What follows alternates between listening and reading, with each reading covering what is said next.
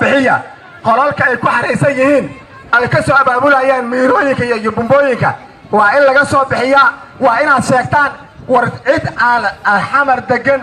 iyo oo qof xala ka dhiban ma jiraan ha qarinina war ha qarinina guryaha ku jiraan sheega naagahooda iyo nimankooda sheega si loo barbareeyo waliba markaa soo sheegtaan hadda ka baxay la soo qaban maayee meesha inta lagu soo gowraca yaa darjinka la keenaa tuugada dhash al-shabaab hadda warcota kor u qaada bariis al-shabaab ha dhacdo tawaar baan qabaaway al-shabaab ha dhacdo ugu sabaabado kuwii shalad la qarxiyey ha dhintaano kuwii soo diray ha dhintaano cadowgu ha jabo aad iyo aad ayaa u mahadsantihiin waxaan ugu soo biiray gudoomiye ku-xigeenada gobolka banaadir gudoomiye ku-xigeenka maamulka iyo maaliyadda gudoomiye ku-xigeenka arrimaha bulshada ayaan ugu soo biiray sidoo kale tood waxaa nala jooga gudoomiyaashii degmooyinka 17 degmo gudoomiyaha ururka haweenka gobolka iyo madax kale oo xulmo badan aan u hayno waxaan jeclahay inaan ku bilaabo maamo jawaahir oo aan yiraahdo maamo jawaahirey dadka ka soo banaan baxay gabdho u badan yahay dhiiggiina iyo xamaasadiina iyo dareenkiina ka hadal soo dhawow إنا لله وإنا إليه راجعون إنا لله وإنا إليه راجعون إنا لله وإنا إليه راجعون وحاضي يرسلنا إدغال ويرلعب وحاضي يتنبل ورطيق ما سمين دونه ما علينا وانسلقنا أغس يا مكتوب تركتوا بكي حيالي والكلمات بابورتا الدنيا يتركوا صحبيان ayay wadooyinka dhigayaan waxay leynayaan maatadii waxa dhamaaday wada u badan haween waxaan rabaa inaan dareenkaygu ku cabiro waxaa nasiib daraa dhacdadii shalay ka dhacday 14 Oktoobar waa maalin madow waa maalin mugdiya waa maalin aan qalbiyadeena ka go'i doonin waa maalin aan ku goobi doono meel walba iyo geed walba ay ku jiraan wasaasoo maaha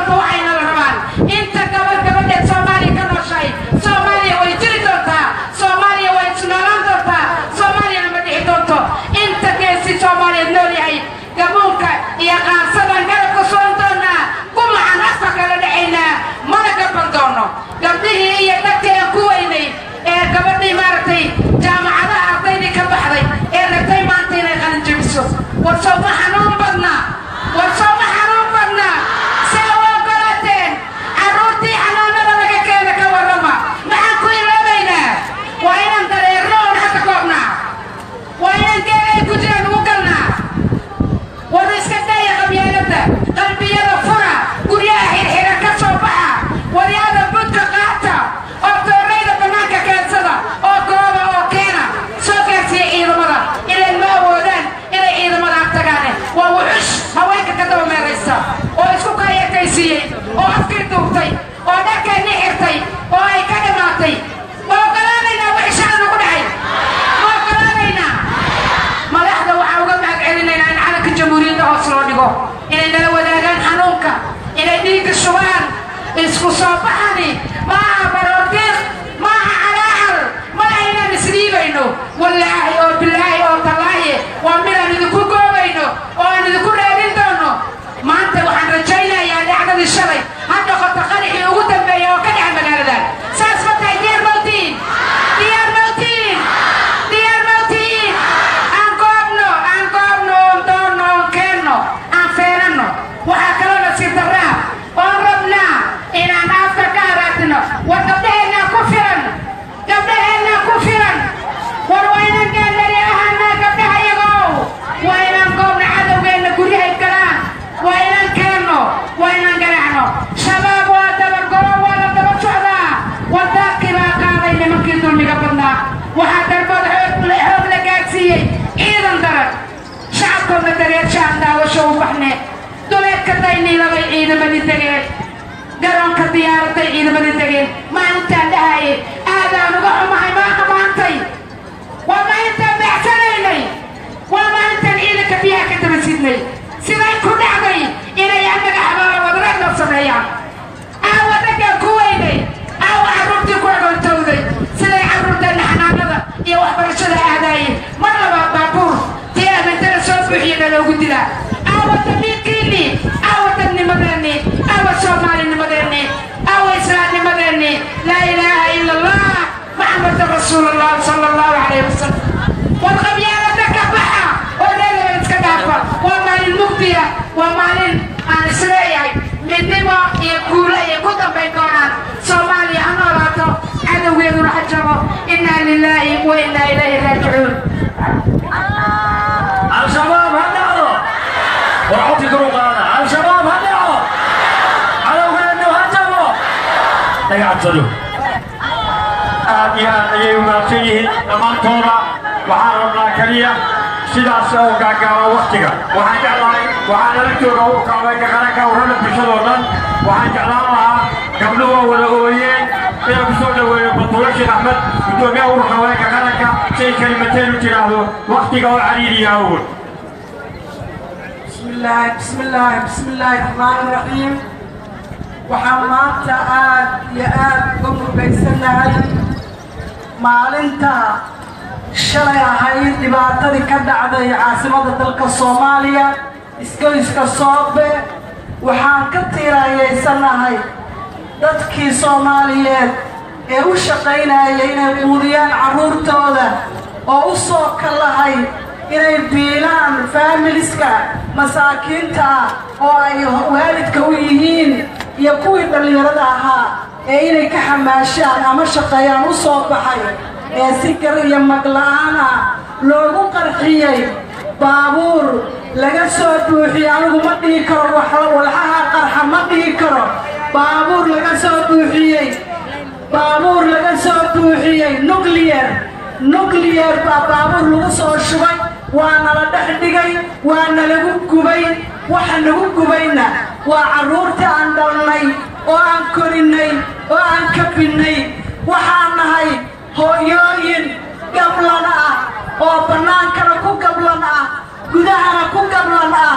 dalkana ayaga ma ogiye uusan indho kala lahayn waxaan ka tiiraayaysanaa inay boqolaal aan waxba galabsanin oo aan dhalnay oo nala dhashay oo noo dhaxay ay galaan ciidda hoosteeda iyagoo waxay u dhinteen aan la garanaynin oo qaarkood muuqaalkoodii la gubay oo baco taariikhda kama dhicin qof Soomaali ah oo hilibkiisa u gubtay bac lagu shubo oo dhulka hoostiisa la geliyo waa taariikh ooyile waa taariikh madow waa wax maanta Soomaali keeni kara ama inaan jirno oo dagaalanno ama inala laayo oo aan saa u ogadno oo aan waxba qabsan kari wayno oo adduunyada nalaga dabartiro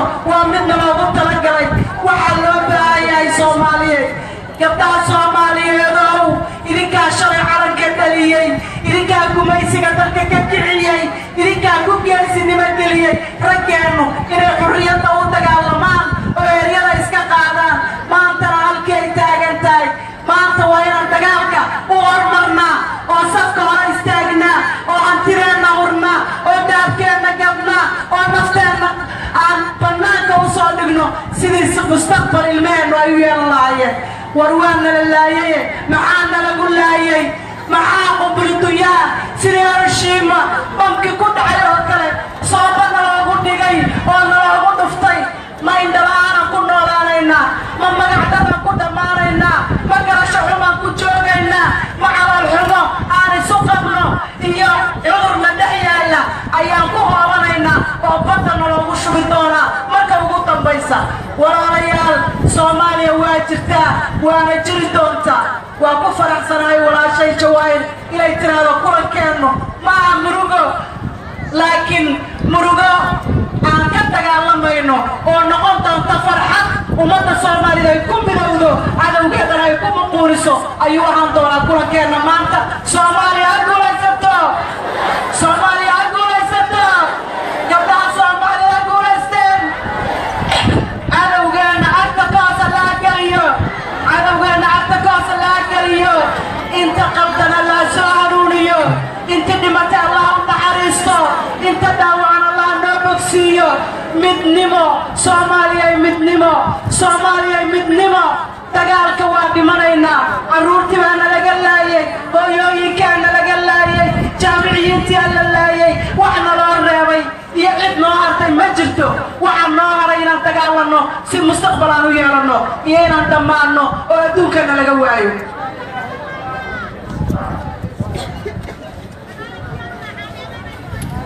aad iyo aad ayay u mahadsantahay maama Batuulo waa lagu yaqiinay gabdhaha Soomaaliyeed dhiirigelinta iyo qiimasiinta qaranada Soomaaliya waxaa xaqiiqa maalin maalmaha ka mid inaad dhammaantiin xusiisan doontaan taariikhdan dhacaysa wax badan aan soo aragnay soola joognay laakiin waxa hadda dhacaya qofkii aaminsan hooyaa tahay waa lagu dhaafayaa wiil yaraa tahay waa lagu dhaafayaa mutacallimaa tahay waa lagu dhaafayaa waa kuwaas caasiyaasha dadkii saaraayo adeeganayay meydkoodii meesha yaallo qof kastoo Soomaaliyeed ummadda Soomaaliyeed waxaad dareemi kartaa ninka waxaa ka soo shaqeeyey inuusan ahayn Soomaali inuusan muslim ahayn inuusan aabba ahayn inuusan hooyo ahayn inuusan gabar ahayn wiilna uusan ahayn waxaan rabaa munaasabadda tan oo dad badan nala joogo sida la taliyaal sarsare ee madaxtooyada ka tirsan agaasimihii madaxtooyada gudoomiye ku-xigeenadii gobolka Banaadir madaxdii degmooyinka waxaan rabaa inaan qeexo banaanbaxa kan ma ahan banaanbax shacabku la soo qasbay waa banaanbax ka yimiday rabitaanka bulshada halka taagan waa banaanbax ku yimiday waxa ayagu ay samaysteen annaguna maadaama aan gobolkii Banaadir lahay inaanu la hagno lana hogaamino sidaasaan meesha u taagannahay Soomaaliya ha noolaato waxaan jeclahay inaan siiyo gudoomiyaha degmada Boondheere gabar ku hadlaysa codka gudoomiyaasha degmooyinka maadaama gabdhaha Soomaaliyeed ay ugu xanaasad badan yihiin Sayyid Yuusuf Waliye fadlan tafadhal soo dhow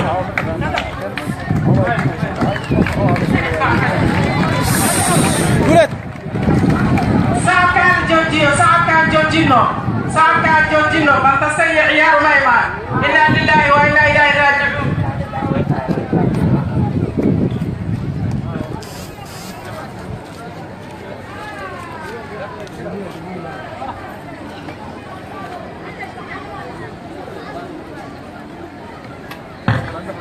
inaa lilaahi wa inaa ilaahi raajicuun inaa lilaahi wa inaa ilaahi raajicuun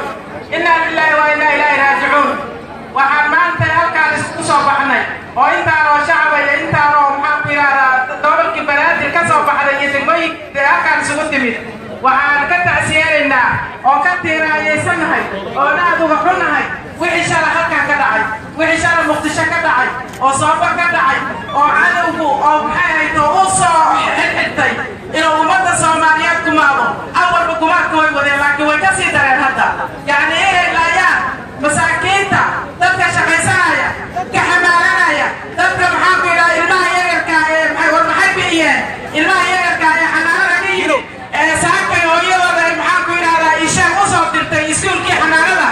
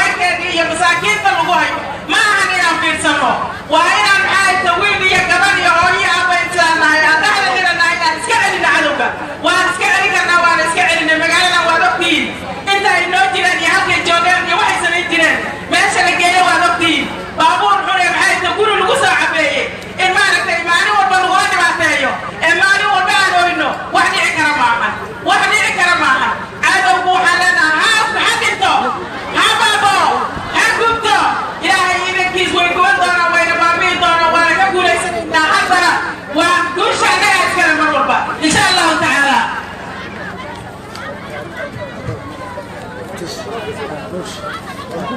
بسم الله الرحمن الرحيم. مركبة وحان إليا وحان ويتان دبكستا دعا حولي وحان لغا يابا إنو فرق نغضو دبا بدن ودعي جري وحان هذا دعايا وحان لغا يابا إنان عقل بدن كفائدنو إنان أركتب بدن كقادنو إنان من نمو بدن كهلنو إنتو دمتين ويمربتي وقت غيرا إنتا كوكاي محايلي فإذا جاء أجلهم لا يستأخرون ساعة ولا يستقدمون. ساعة اللي يقفل با أدوه معلم كتير وقت قالوا دمانيا مركب دمانيا ولبا ماشي كل مرة أدوه متقاليني واصلاس إنت مركب دمتين درادة هلك كالله هاي بينه وحالات يعلمين عدو الصوماليين وحالو ملين إلى دليلة يا أخوي هندا يا هواك الصوماليين لما تضيعوا سكوبا إلى تراب قادان دولة أي كوه قامين يسوع وضع الصحراء وهنجعل كلمتين ناسيو بدوميها دليلة دول كبنادر مكان شودو عبد الكافي محمود مكان.